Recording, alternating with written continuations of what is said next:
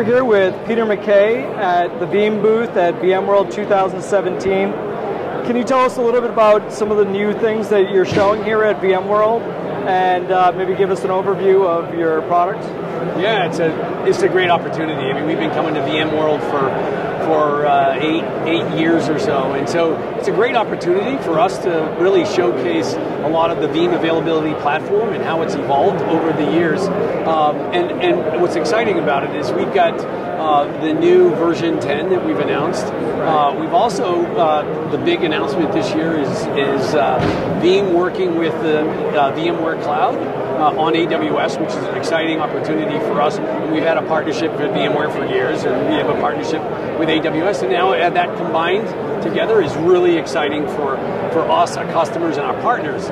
We've also announced the partnership with Cisco, which is a very, in addition to our development initiatives that we've done with Cisco, we're also doing some exciting go-to-market initiatives where we can bundle solutions with Cisco into market. So that in our expansion of our management team, as we've grown and really focused on the enterprise customers around the globe, the need for us to expand our management team has become bigger and bigger. And so we announced a new organizational structure that allows us to bring skill sets on the enterprise as well as doing that on a global basis. So we've added 1,000 new employees over the past 12 months. Probably going to add another 500, 600, 700 more. And so a lot of great things coming up, and VMworld is a fantastic opportunity forum for us to showcase a lot of the exciting things we're doing together with VMware and this very broad ecosystem we have today. Great. And where do you see the future of virtualization and cloud going, and how is that affecting backup and recovery? Well, it's it's been the last 2 years in backup and recovery space has really changed. We really call this space availability, which is always on enterprise, 7 by 24, 365. All your applications, access to your data on any infrastructure is availability. And so when you think virtualization, we were the number one backup for VMware, number one in the virtualization space, but we're also want to be the number one in cloud, number one in the around the globe with the best solution for enterprise, commercial, and SMB customers for availability. And we think now with this world of always-on enterprise, it's critical, more than critical, than for us and for our customers, that we continue to evolve and leverage the cloud, leverage things like containers and different technologies. As companies are looking to transform their business, we want to be there for them and with them. And we don't see that. We see the pace of change only picking up pace as the years go on. So it's an exciting time for our business, for the market, and our partnership with VMware. So we don't see anything slowing down. In fact, we see it picking up pace exponentially for years to come. Great. Well, thanks for taking the time to speak with VMblog, and we hope you have a great show. It's excellent to be here. Thanks for having me. So we're here at the Veeam booth, and can you give us a demo of, or what it is that you're going to show us? Sure. So I guess the key concept of VMware on AWS, it doesn't change anything for our Veeam customers today, is that it's just an extension of your infrastructure that's on premises and into using that infrastructure as a service within VMware on AWS. So first of all, we've got our VMware Cloud on AWS, so we've just defined our software-defined data center, our Veeam organization in this instance, and what we're going to do is just dive into that, and we've created our CPU, we can see our memory, everything that you'd expect from a software-defined data center. Just looking at that network, so how does our on-premises vCenter start looking at our nodes and hosts within that AWS, as well as the on-premises solution.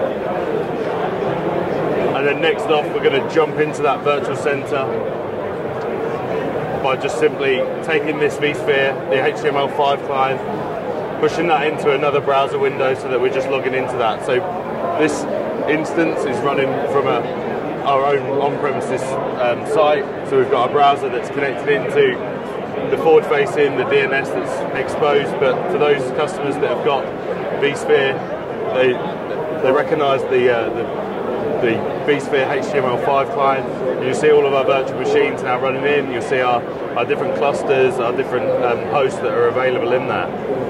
So our virtual center, etc. So next up would then be our backup and replication server. So again, that can reside within the VMware on AWS. So whether that resides in AWS or whether that resides on premises.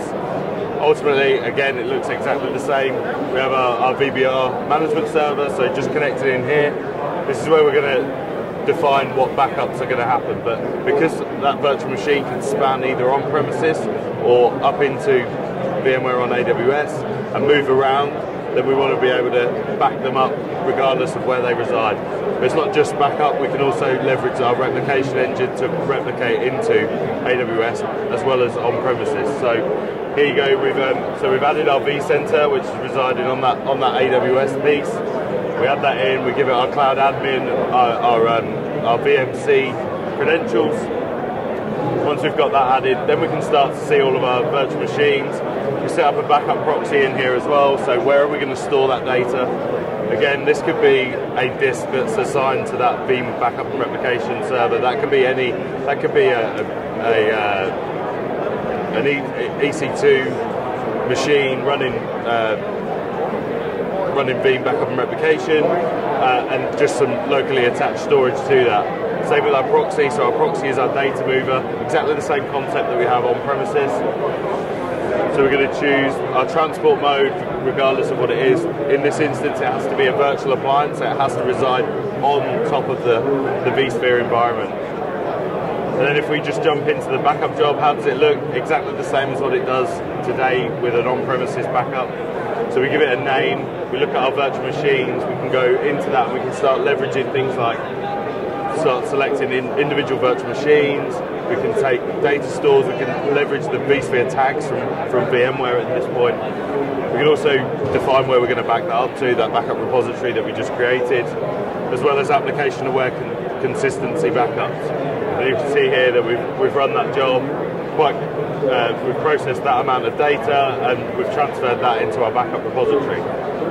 You can see we're still going to be able to leverage the change bot tracking from that point of view, so we understand that we're only taking the changes since the last backup. And if we jump, so you'll see here the hot add, so that defines that we're using the virtual appliance mode as the transport mode.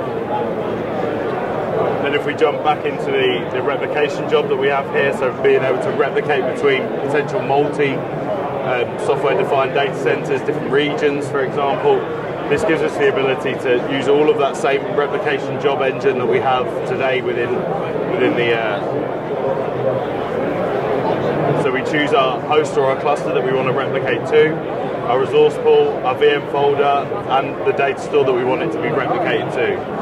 So this virtual machine will reside in that destination as a powered off virtual machine with _replica underneath.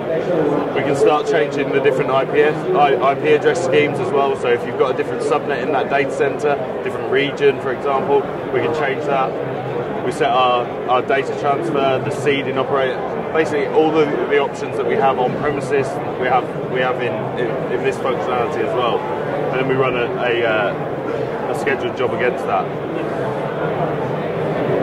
And again, this is just going to show the workflow of what we're using. We're using that hot add, that virtual appliance transport mode to move that data from A to B.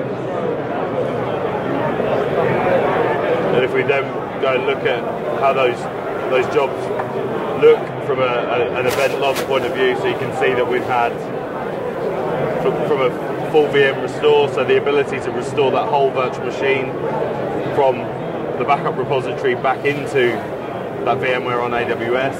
You can see how long that took and what was required to do that.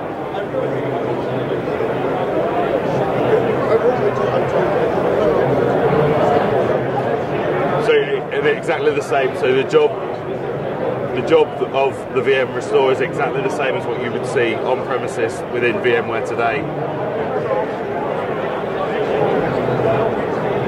That's everything. Great. Well, thanks for taking the time to show this to us. Very interesting. No worries. Thank you.